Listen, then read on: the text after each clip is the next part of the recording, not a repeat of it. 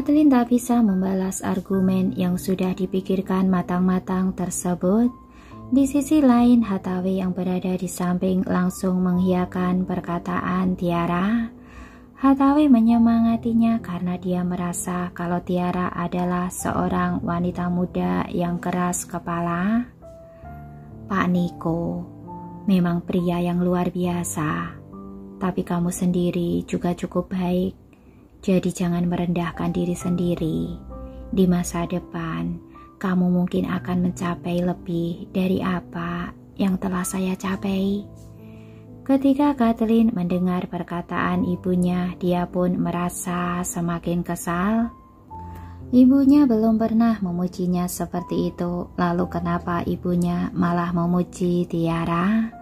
Meskipun Kathleen marah dalam hati, namun dia tidak mengatakan hal buruk apapun sepanjang percakapan. Kemudian pada hari itu Tiara menginginkan gurunya tetap tinggal untuk makan malam. Tidak setiap hari kamu mengunjungi saya, jadi silahkan tetap tinggal untuk makan malam di sini.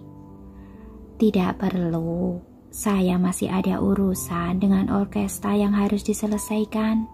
Sekarang saya mengetahui kondisimu baik-baik saja, jadi saya harus kembali. Hathaway menggelengkan kepalanya dan menolak tawaran yang ramah itu. Tiara tak bisa memaksakan masalah tersebut ketika dia mendengar bahwa Hathaway masih ada urusan yang harus diselesaikan, jadi dia hanya bisa mengantar mereka pergi. Begitu sampai di dalam mobil, senyum Kathleen langsung menghilang.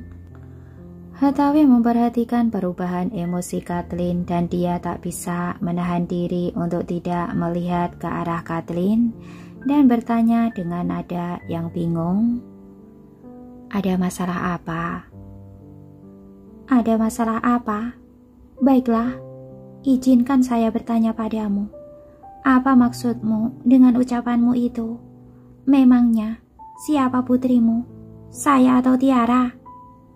Kathleen tak bisa lagi menahan amarah di dalam dirinya saat dia menanyai Hathaway dengan tatapan marah di matanya. Hathaway mengerutkan kening merasa kesal dengan ucapan Kathleen yang berduri. Ada apa denganmu kali ini? Hah? Itu lagi. Setiap saya bertengkar dengan Tiara, kamu selalu memihaknya. Sekarang, saya menjadi penasaran, apakah kamu benar-benar ibu saya? Merasa marah dan tidak adil, Kathleen memandang Hathaway. Kamu selalu bilang kalau saya memusuhi Tiara, tapi pernahkah kamu bertanya-tanya, kenapa saya bersikap seperti itu terhadapnya?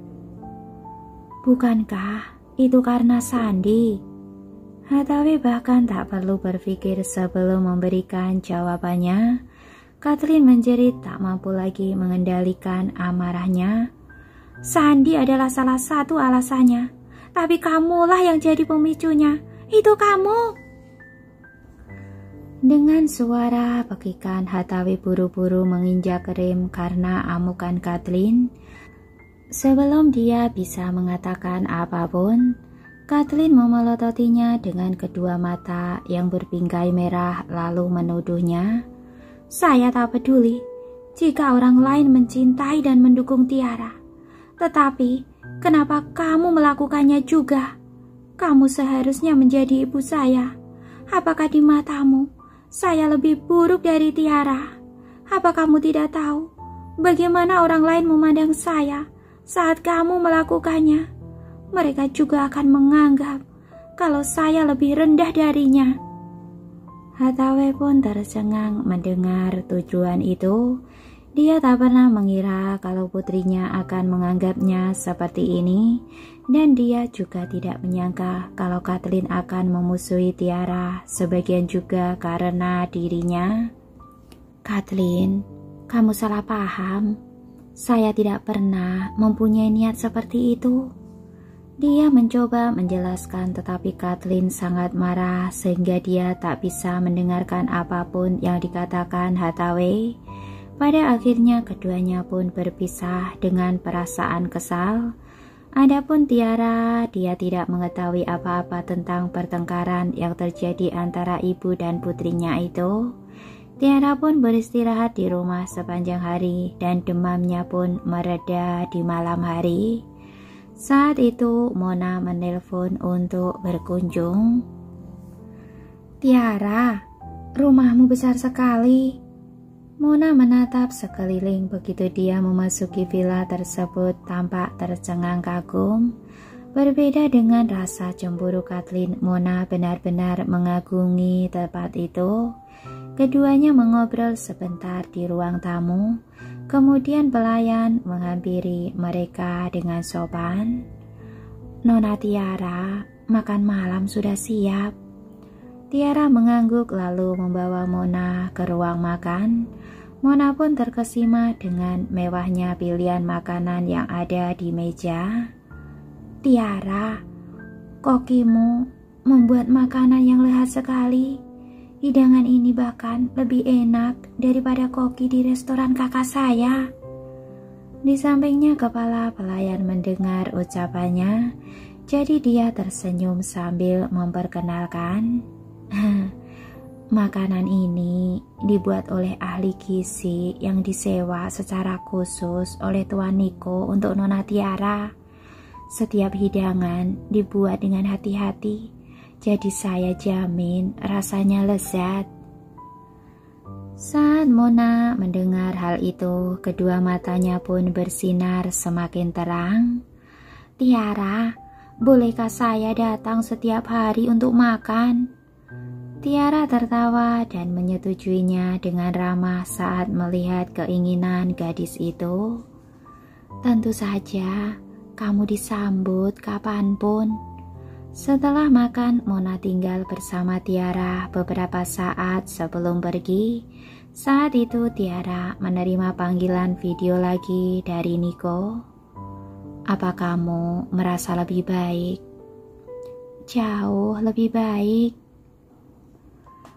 Tiara merasakan kehangatan di dalam hatinya sambil menikmati cinta dan perhatian dari pria itu kepadanya.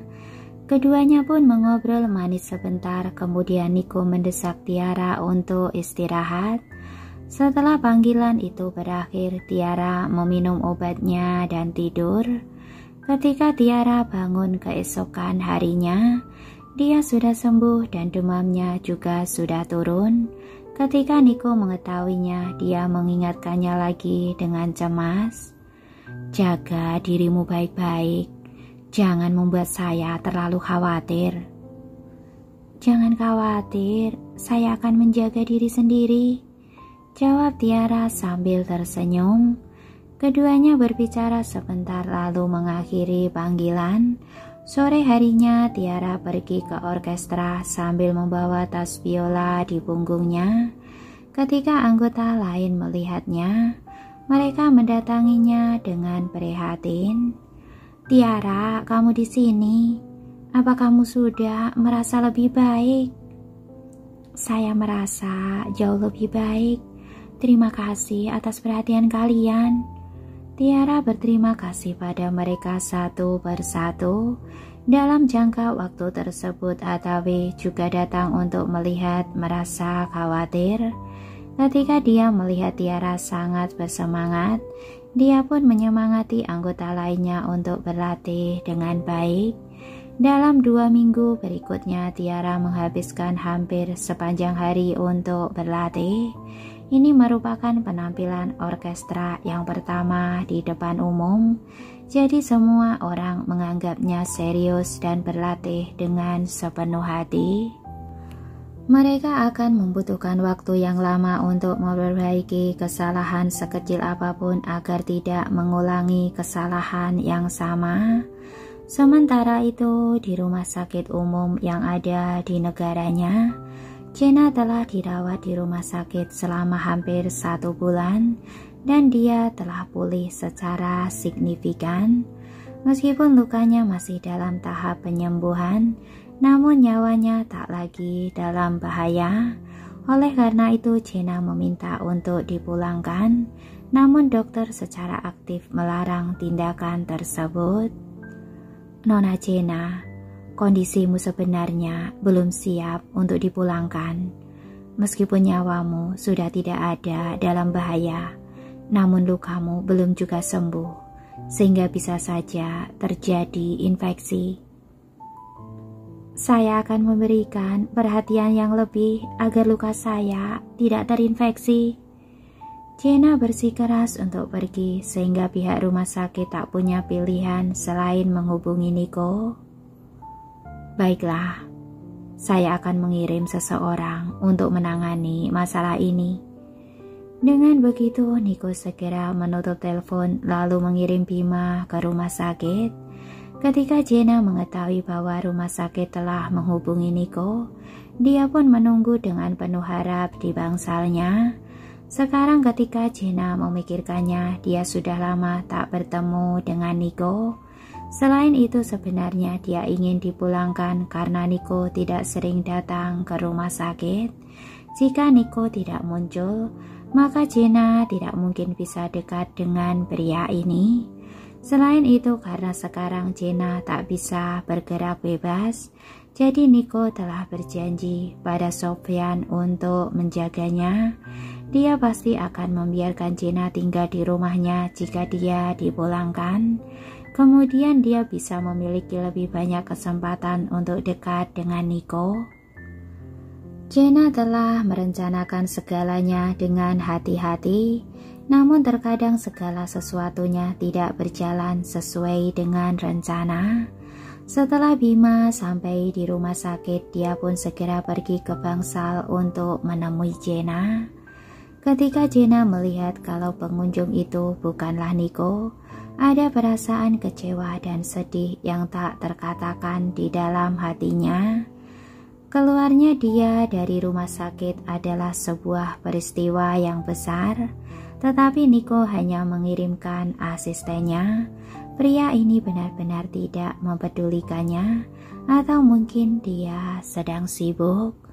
Pada akhirnya Jenna tak bisa menahannya lagi dan bertanya, "Pak Bima, apakah Niko selalu sibuk?"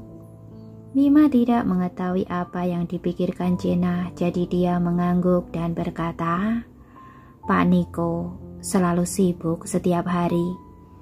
Jenna merasa jauh lebih baik setelah mendengarnya dan semakin mendesak untuk dipulangkan. Dengan Jenna yang seperti itu, Bima pun menyampaikan keinginannya pada Niko. Karena dia ingin keluar dari rumah sakit, maka lakukan saja apa yang dia inginkan. Setelah mengakhiri panggilan itu, Bima melakukan apa yang diperintahkan oleh Niko. Setelah beberapa negosiasi, rumah sakit akhirnya setuju untuk memulangkan Jenna, dan dokter akan mengunjungi kediaman keluarga Samuel secara rutin untuk melakukan pemeriksaan. Mengenai tempat tinggalnya, Niko juga sudah mengaturnya.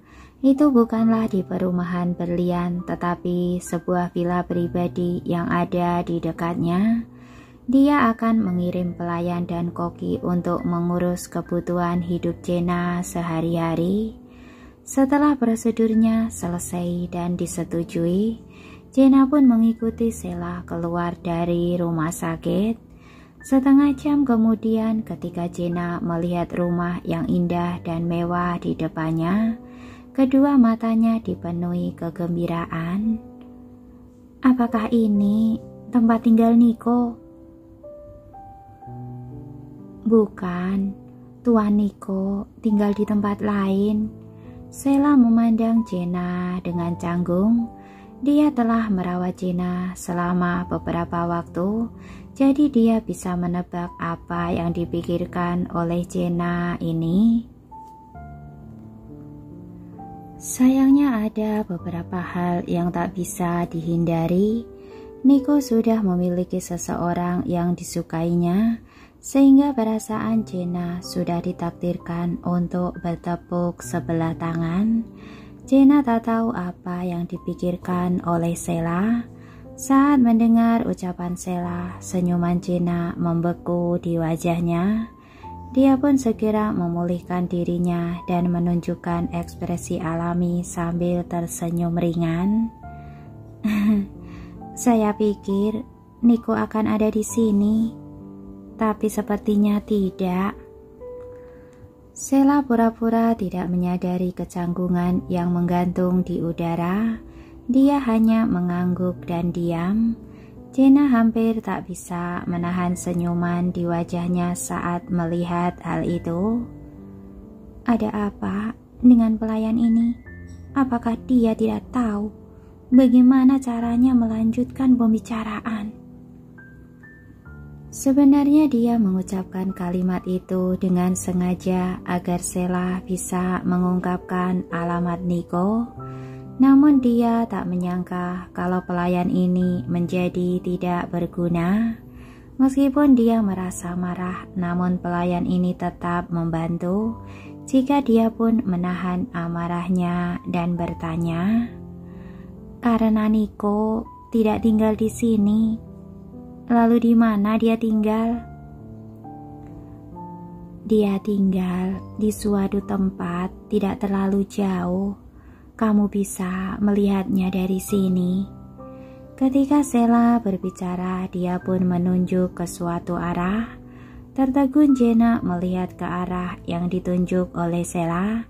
Dia melihat sebuah rumah bangsawan yang tak jauh dari sana, lebih mewah dan megah dari tempat yang dia tinggali. Jenna langsung merasa kesal ketika harapan dan kenyataan tidak sesuai dengan keinginannya. Awalnya Jenna mengira kalau dirinya bisa mengembangkan hubungannya dengan Niko dengan tinggal bersamanya selama 24 jam setiap harinya. Dia tak pernah menyangka kalau kenyataan akan menimpanya seperti ini. Apakah pria itu mengabaikannya? Atau apakah sudah ada seseorang yang tinggal bersamanya? Saat memikirkan hal itu, dia pun berkata dengan santai, "Saya hanyalah satu orang, tetapi Niko sudah menyiapkan sebuah villa untuk saya tinggali. Pasti biayanya sangatlah mahal, tapi di sisi lain, rumah itu terlihat cukup besar.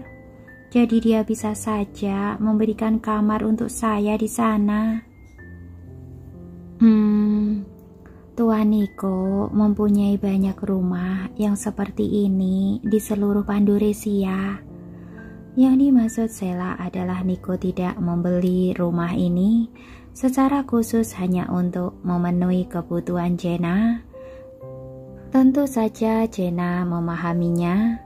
Tatapannya pun menjadi gelap, api yang tak diketahui menyala terang di dalam dadanya. Apakah pelayan ini mengingatkan saya bahwa saya sedang memuji diri sendiri? Jenna menarik nafas dalam-dalam dan berkata pada dirinya sendiri, "Jangan marah, pelayan ini masih berguna." Dengan begitu dia pun menenangkan amarahnya secara perlahan. "Begitu ya, apakah ada orang lain yang tinggal di sana?" "Tidak banyak, hanya Tuan Niko dan Tuan Muda Gary. Tuan Niko menyukai kedamaian dan ketenangan, jadi dia tidak suka ada orang yang mengganggunya. Hanya saja Nona Tiara telah tinggal di sana selama beberapa waktu, tetapi dia pindah ke sana karena pekerjaannya sebagai seorang guru les." Ketika Jenna mendengar bahwa Tiara telah tinggal di rumah yang megah itu, rasa cemburu pun memenuhi hatinya yang masam. "Niko dan saya sudah melalui banyak hal, tetapi saya bahkan tak punya hak untuk masuk ke dalam rumahnya. Dan juga wanita yang bernama Tiara itu, bagaimana dia bisa lebih baik dari saya? Apa haknya sampai dia disukai oleh Niko? Kenapa dia bisa masuk ke wilayah pribadi Niko?" Pada saat itu, Jenna memutuskan bahwa dia ingin menjaga jarak, maka dia akan masuk ke wilayah Nico dan merebutnya. Di grup Samuel, Nico mengenakan jas hitam saat dia duduk di dalam kantornya. Fitur wajahnya yang sempurna terlihat tanpa ekspresi seperti biasa. Saat itu Bima mengetuk pintu dan masuk. "Pak Nico, semua masalah mengenai Nona Jenna sudah diselesaikan." "Bagus, suruh para pelayan di sana untuk menjaganya dengan baik," ucap Nico dengan dingin tanpa ada niat untuk bertanya tentang keadaan Jenna. Jika Sofyan tidak memohon padanya, maka Nico tak akan memberikan bantuan apapun terhadap Jenna. Selain itu, Nico sudah melakukan semua yang dia bisa untuk menjaga Jenna. Jadi dia sudah melakukan yang terbaik dan dia bisa mengatakan kalau dirinya pasti telah memenuhi permintaan Sofyan. Bima mengangguk sebagai penegasan ketika mendengar hal itu, lalu mengalihkan topik pembicaraan ke hal-hal yang berkaitan dengan pekerjaan. Setelah Nico menyelesaikan masalah yang dilaporkan oleh Bima, dia mengubah topik dan bertanya, "Tiara akan tampil pada akhir bulan ini, dan saya sudah memintamu meluangkan jadwal saya pada waktu itu. Bagaimana dengan persiapannya?" "Semua persiapannya sudah selesai, jadi Anda tidak perlu khawatir." Bima tersenyum ketika dia menjawab, namun dalam hatinya dia merasa takjub melihat betapa besar perubahan yang dialami oleh Nico setelah bersama dengan Tiara.